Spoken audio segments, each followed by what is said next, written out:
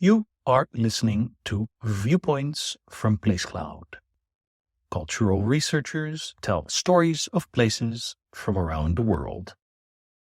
For the full multimedia experience and to support the creators you enjoy, visit placecloud.io.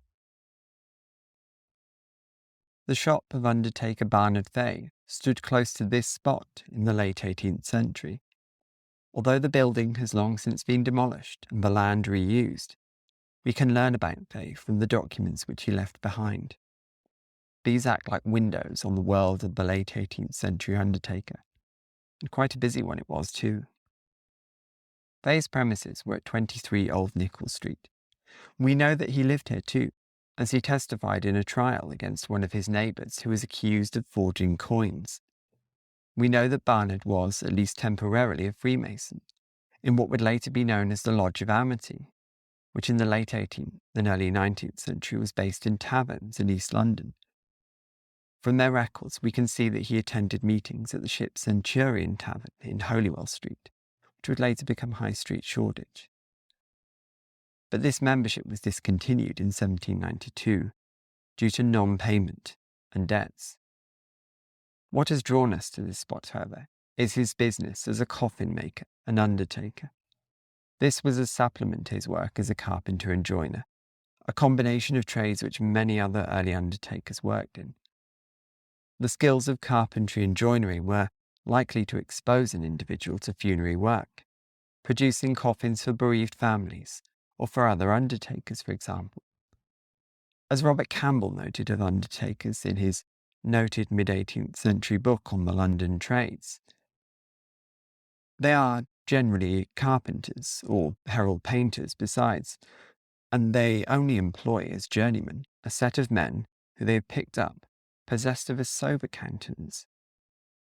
Specialization in funerary business gave an entrepreneurial carpenter an additional skill to exploit, and even if the work was insufficient to become an undertaker full-time, they could distinguish their business from other local carpenters. In a draft of an advertisement for Feay's business, we're encouraged to see undertaking as his most important line of work. The title, Undertake, is written boldly in capitals across the advertisement, flanked by a pair of mutes, the silent funerary attendants who wait at the door of the bereaved household. Above his name we find a hatchment, a large diamond-shaped wooden decoration, like the kind that we find hanging on the walls of churches to commemorate dead parishioners. It's delicately painted, with a heraldic design, and surrounded by banners, a reminder of the trade's predecessors possibly.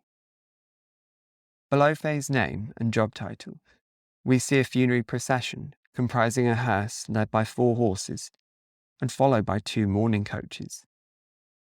It's a spectacular scene, most likely a suggestion of what could be performed, if the customer had the right money, of course.